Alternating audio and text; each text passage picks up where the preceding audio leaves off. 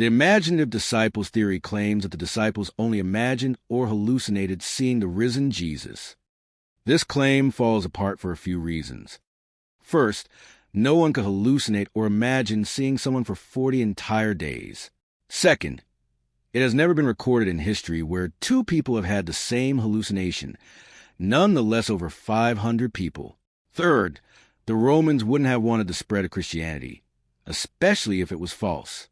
The Roman officials would have presented the dead body of Jesus to silence them. The wrong tomb theory is one that claims the disciples of Jesus went to the wrong tomb and assumed that he had risen from the dead.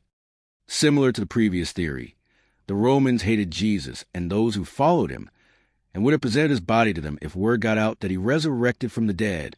Second, the tomb Jesus was put in was a Jewish tomb, meaning Jewish officials would have known where it was and who was buried in it. Finally, Roman officials also knew where Jesus was buried, because guards were posted there. The swoon theory claims that Jesus didn't die on the cross, he merely fainted. First of all, both friends and enemies of Jesus recorded his death and resurrection.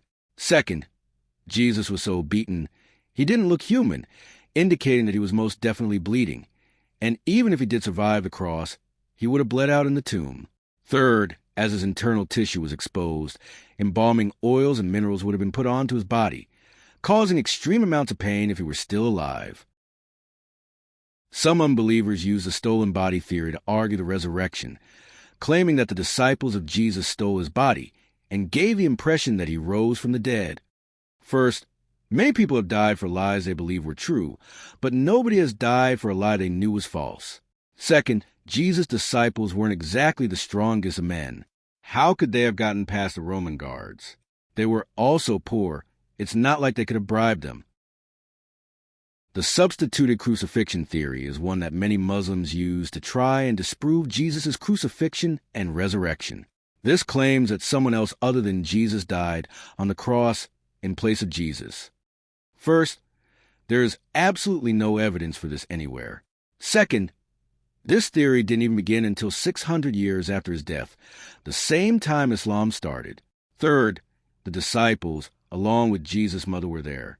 Don't you think they would have recognized that it wasn't Jesus up on the cross? Fourth, who would have signed up to be the substitute? They couldn't have been bribed. He was not going to be alive for much longer. Plus, the disciples didn't have the funds to bribe him. If he had been tricked, he definitely would have pointed out that he wasn't Jesus.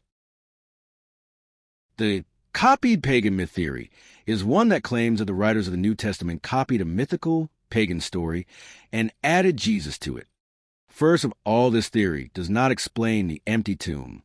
Second, the closest pagan myth, the Egyptian Osiris myth, comes around 150 after Jesus' death and resurrection. Need I say more?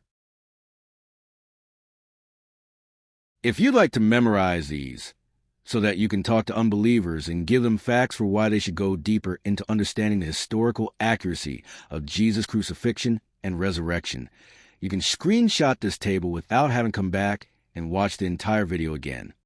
Thank you for watching. My name is Verite, and I'll catch you later. God bless.